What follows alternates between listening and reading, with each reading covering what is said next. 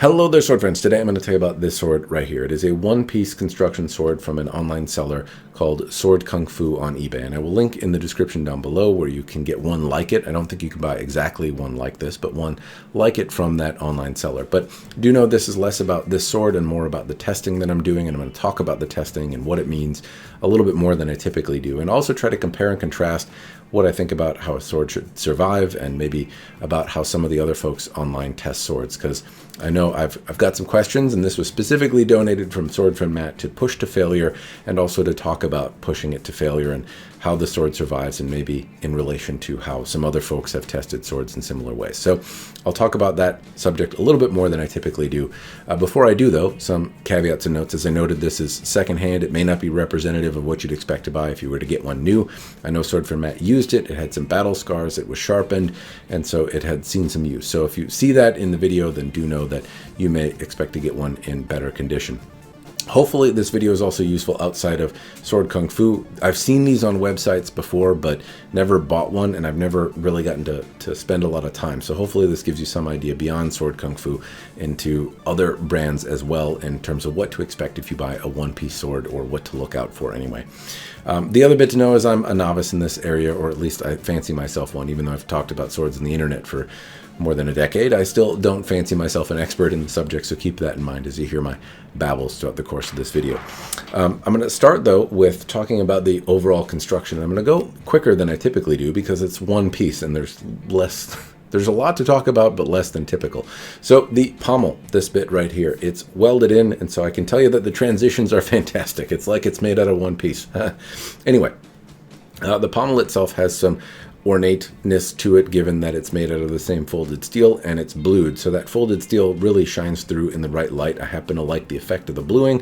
I happen to like the look of the folded steel, and I even like the shape, but the edges are somewhat sharp. So if I hold it in one hand, it's not immediately making me bleed, but if I hit anything hard, I will, and so it's sharp enough to do that. These edges are sharper than they, I think, should be for a sword intended for use, and it's debatable if this sword is really intended for use or not. But the edges along the edge here are sharp, and if I were to sand them down and make them less sharp, then I would lose the bluing, and the kind of pretty effect that this sword has on it would diminish, and so I'm kind of reluctant to do that, and I could see why Sword Friend Matt wouldn't as well.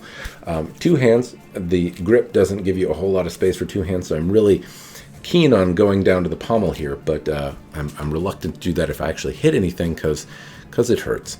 But it does look nice, and the way it's flattened here and then transitions into this grip, I think is really, really quite nice. It doesn't have any sharp edges here. It's really this back edge that tends to be sharper, and then there are some little cornery bits here that tend to jut into the flub of my hand and just be a little too much if I'm actually cutting anything.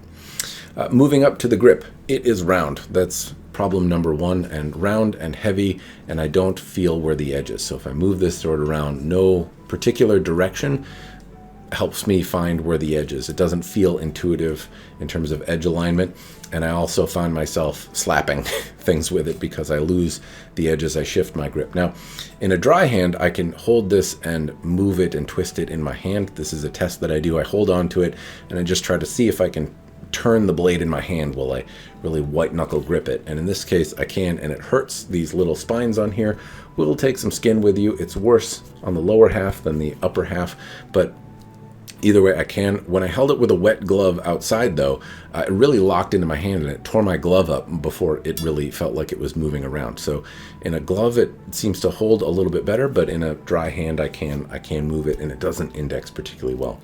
That said, the aesthetics of this grip are really spectacular. I think the way it looks is unique, different, and while it chews into my hand a little bit, you know, it hurts to be beautiful, and that's what this grip is. It certainly has an appearance that I haven't seen in another grip, and it is visually very striking. So I can't argue with the prettiness of it, but all the other factors are not great. And again, if I were to sand this down, I would lose the look, and that's kind of the story of this sword. If I change anything about it, then I feel like I really diminished the look. And Sword Friend Matt put it really well when he said it's like swinging a sculpture, and this is very true. It wasn't until he told me that it kind of clicked in my brain, like, yeah, it feels like I'm swinging a sculpture. It feels more like I'm moving an art piece than a sword, and this grip I'd rather keep it an art piece than change it more into a sword. Now, as I move up, I don't know what to call this little finger well here, a choil. I'm not exactly sure, but if I hold it here, I can get kind of my second hand on here, not super comfortably, and it's not sharp for another inch up here, but I don't really find it comfortable to grip the sword here. It feels more like where I'm not supposed to hold it, but I can get it here, and if I do and I hold the sword here, I obviously feel, immediately the edge, and I know where it is, and I can index it, but it's not a comfortable sword to hold there, so I tend to shy away from it. But pretty immediately it goes up to the blade, and there's some interesting geometry that's happening in the blade, and it's kind of a mix between a dao and a katana. The spine has some angles to it, which I would typically see in a katana. It starts very thick and had distal taper to it, at least to some degree, but maintained a lot of thickness throughout. Originally, I suspected it had one primary edge bevel and didn't have a secondary bevel. I think that edge bevel is what SwordKunFu Matt put on, and he did a really good job. It was a very keen edge and also very, very strong. The fullers are running up the blade. There are two fullers that run up the blade. One, in Japanese terminology, would be a bohi and a sohi, and then it almost has like an unokobe zukuri geometry, but it's a little bit more Dao-esque, where there's a false edge on the back, but it transitions from a false edge back into like a reinforced point, so it's just a slightly flattened area or where the spine tapers down to reduce a little bit of weight, perhaps. Anyway, kind of an odd look, but nevertheless, as I understand it, it's a Dao.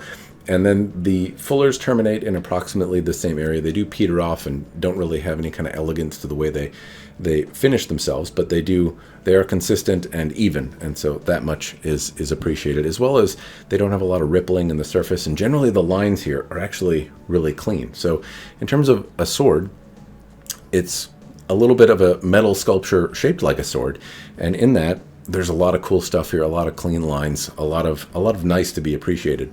There's also a folded steel. Well, it's all folded steel, and so in the pommel it comes through, not so much in the grip, and then it obviously comes through on the surface of the steel here. One side has a deeper etch than the other. I don't know if that is an effective SwordKunFu matte or not, but either way, I can make out the pattern in the steel, which is very pleasant to look at. And then there's also some differential hardening, and it as well is also very pretty to look at. SwordKunFu Matt, I believe, tested this, said that it was a pretty hard steel as well, so the edge was tested and was found to be on the harder side. I might scratch it and find out what it is later, and if I do, I'll put it in the description down below. But that is the sword, and so hopefully this kind of visual tour gives you some idea of what to expect if you are to get a drop forged, or not a drop forged, but a one-piece construction sword like this or something similar. Hopefully the visuals give you some idea of what to expect there. But I'm going to talk more now about using it. And so the first thing I did with it was brought it out and cut pool noodles, and it slapped a noodle right apart. So I slapped it, and I say slapped because it felt like I was slapping. In a lot of cases, edge alignment was tough, but when I had edge alignment, it cut through the noodle and really popped it apart. So the edge on here was kind of hair shaving sharp, sufficient enough to really pop a noodle apart, which wasn't the case with all the swords I was testing on this day, and I found it to be an effective cutter if I could get edge alignment. Now, when I went to cut water bottles, aim was not great. It's not easy to hit the thing that I'm swinging at because the sword is a little longer than I'm used to and quite a bit heavier than I'm used to. But do know that the weight is, around 4.5 pounds, 4.25 pounds, somewhere in there. It's not well outside the realm of sword weight, but it feels like it's 12 pounds. It feels much heavier than it is.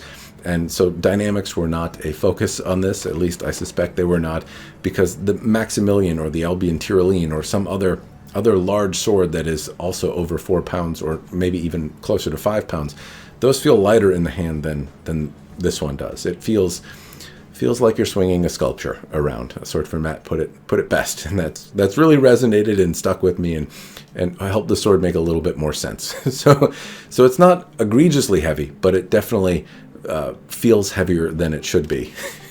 So moving on from there, though, so I was able to cut, but just not very effectively. I was able to cut effectively if I hit where I wanted to with good edge alignment, Often I could not, and I slapped the pool noodle around or I hit the stand. It took the stand with it though, and so it cut into the stand. It didn't diminish. I didn't notice any edge roll or anything like that. I moved on to cut some other kind of thises and that. So I cut a tatami mat. It cut the tatami mat effectively. I didn't really have to swing that hard, but I feel like I also have to swing hard to get the sword moving, and it's hard to start, hard to stop, not fun to move around. Like I said, it feels heavy. I don't feel like I could defend myself well with this. I don't feel like I could preserve the center line or fence. I'd be a very easy sitting target trying to lumber this thing around. So it's not fun to move, but I'm cutting stationary things that are not trying to cut me, and so I can do it with some degree of effectiveness. So you can see me cut normal stuff. It does that just fine, and it sails through them, and perhaps you would like moving this giant thing around, and if you do, then these are maybe some of the results that you can expect, but with more grace than I could muster. I moved on to some dumb stuff though, and that's where maybe it gets a little interesting. So I cut some cans. You'd expect it to hold up well here. I did notice no edge damage from the cans, and I didn't really notice any additional scratching, though it's tough to tell where the scratches were from SwordKunFu mat versus at least the cans that I cut. Moving on from there though, I would cut into some sheet metal. It cut very deeply into the sheet metal. This is kind of not more or less freestanding, and it's I'm surprised that it bit in as much as it did before it kind of fell off my stand, but it was able to cut deeply into the stand, and from there I could start to notice some scratches from the sheet metal that I was cutting. But it cut in deeply, and more or less I couldn't notice any giant gouges in the edges. So I could make out some spots, but relatively minor stuff, no deep chips, nothing bad, and I think a big part of that has to do with the edge that Matt put on. So it's a pretty wide edge, and I will see if I can get an angle for it, but it's pretty wide, but also honed up pretty well. So it has a very, very keen edge at the tip, but it's also a pretty beefy edge and pretty apple-seeded. So it is a very strong edge, I guess I would say. So it held up well to metal cutting is the result of that. So some small edge chips on the very outside edge came off, but that was really it, and I couldn't notice any large chips. If I were to do this with a really thin katana, then chances are I would see more deflection, maybe more chipping, that kind of stuff, but very little happened here. I then decided to cut some rock. So recently in a Shadiversity video, there was an S5 sword that was tested and they cut into stone, and so I thought I would try cutting into stone as well. So I don't have the same stone available, but I found some old granite countertops. So it's granite in about 1.25 inches thick, I think, or 1.5 inches thick, and I set it flat on my stand and cut directly down into it, so it doesn't really have anywhere to go. And it just split the stone a bunch, and so that's more or less, I cut into the rock a lot of times, and it split the rock every single time. So the edge is obviously getting diminished from here, but I would say in looking at the damage to the edge, it's not bad. Like I'm noticing the really keen edge is gone, but there's relatively little in the way of nicks, chips, dings, stuff like that. And so when I'm striking flat on the surface of a flat rock, it's being dispersed over a wider area, and also the rock that I'm cutting into, in contrast to what Chad did, is splitting and coming off, right? So perhaps it's not quite the same as the test that they did. But the point is that the sword survived. Some of the pressure that was put in, or shock that was put in the sword, was distributed over a wider area, and the apex edge that Matt put on here was sufficient to hold together, and it took very, very little damage, honestly. Like, I would be comfortable sharpening it out, and I'm not particularly good at repairing these things. So I think whatever edge he put on, it really seemed to hold up pretty well, and it split the stone quite a lot. So from there, I thought I would try something else, another way to test a wider area on striking a hard surface that should dull the edge or chip it or do something, but at the same time distribute the force over a wider area. So I went to a metal barrel that I have. It's an old water heater drum, actually, and I struck kind of the flat into the sword. I hit it on the flat, and I also tried to cut into it and strike it on the edge, but also striking kind of barrel side. So it's a weird angle for me. I'm working through and I'm cutting into this, and sometimes it catches, sometimes I'm cutting on the flat, and obviously the edge is diminished here. But again, I'm not seeing a whole lot of damage. Even from what's left, there's very few things that even go 1 millimeter deep, or even 0.5 millimeter deep in terms of the edge damage. So with a properly apexed edge, cutting into a hard target that's distributing the force, your sword, you know, some of the feats in terms of sword survival may be less impressive than more impressive looking than they actually are, because this sword is not made of any particular kind of super steel. It's differentially hardened. That would make it typically a little bit more brittle, and it's surviving some of this stuff. So from there, I'm cutting into the drum, and it's enough to at least bend the sword. Now, the other tests that I've done have not bent the sword up to this point, so hopefully, I know bending a differentially hardened blade is not any kind of great feat, but hopefully bending it the way I have in relation to it not having bent up to this point gives you some idea of how hard I'm hitting. I am trying to swing it with some degree of authority in the cut. And it more or less, it doesn't cut through the barrel, no surprise, but the sword is bent. I'm getting tired, and so I stop cutting the barrel, examine the edge damage. It's relatively minor, and it did bite into the barrel in some cases, but for the most part, it just kind of dented the barrel or the drum. I go to a branch at that point, and it takes a lot more strikes than I would expect to get through the branch, or not necessarily than I'd expect. It's a pretty thick branch, but if it was really sharp edge, it would not have taken me this long to get through the branch. I'm more beating my way through the branch than anything else, but I am, in some cases it is cutting it a little bit, but it's like cutting with a dull axe, and I am successfully able to cut the branch, though, just with more strikes than it would certainly take with a sharper sword. But the sword is still doing sword-like things, is the point. I can still cut into a branch, I can still cut things, I can still use it as a weapon, despite having an edge that is very severely diminished. So that is more or less the testing that I've done up to this point. I go up to the Croquet Stake of Doom, and from there, it's basically the end time. The Croquet Stake of Doom is hard, and it's a recipe to break swords. So one, know that it's below freezing outside. I'm going outside, I'm cutting a metal rod that is a solid metal rod. It's basically like cutting in the hilt of this thing. And effectively, I just strike it straight on the edge. And I do want to point out that initial strikes yield very little edge damage. And even what's left, the worst chip in this blade is about 1 millimeter deep. And so very little in the way of damage happened to the blade. But several strikes in, one of them eventually causes the sword to snap and break. And so that's all it took, is a few strikes into the Croquet Stake of Doom with varying degrees of authority in the cut, and the sword broke. I didn't have to reverse it and strike it on the edge. Striking it on the tip or on the main edge was sufficient to get it to break and fail.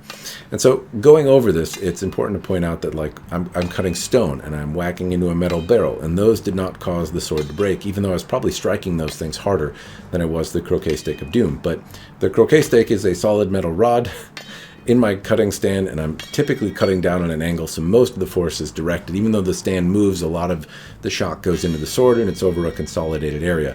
When I cut into these larger objects, even though they might be harder, or I might be cutting down into into the stone that was braced on the stand, for example, it's still over a wider area, and the sword can dissipate it a little differently, so it's maybe not as aggressive. So while it looks really impressive or looks really hard, it's not as hard for the sword to do and survive.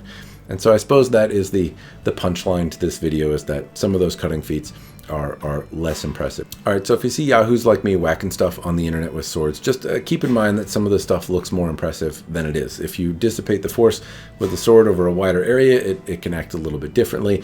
Sometimes whacking into stone is not as magic as you'd expect it to. Sometimes it's incredibly hard and will break a sword. And it's tough to say if you haven't done some of these things before.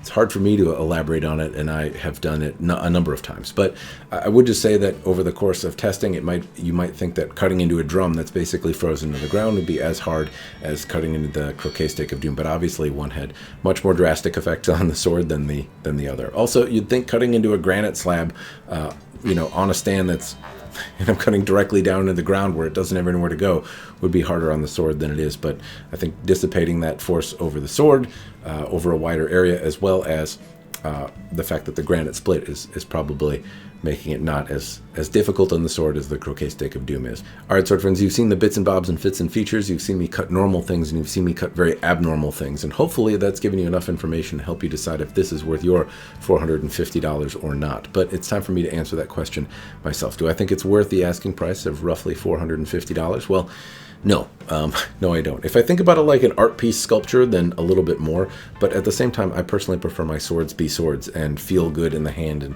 be fun to cut with in the backyard. And while this is beautiful and interesting to hang on the wall, as a fantasy piece, it doesn't remind me of any particular media or character or something like that that inspired me as a kid. I'm give those a little bit more grace than I do, or I find you know, like I like the big Conan sword, even though it's heavier than this and less fun to move around and way more expensive. I like that one, but I like the movie. And this isn't from like a movie or media or anything that really resonates with me. As an art piece, I can appreciate it. And so if you like it, absolutely, then it's still a cool sword. It's a sculpture you can cut with. And you can't do that with, well, you can't do that with many sculptures. But so if something about it really clicks with you, then it is absolutely fun. But it doesn't really to me. And while I appreciate the visuals, at $450, I'd rather have like a $450 sword that feels like a sword. Anyway, those are my thoughts. Hopefully you found the video useful. Special thanks again to Sword for Matt for sending this my way and having me test it out and pushing me to try some different things with my testing as well. But that's all I've got. Cheers, and thanks for watching.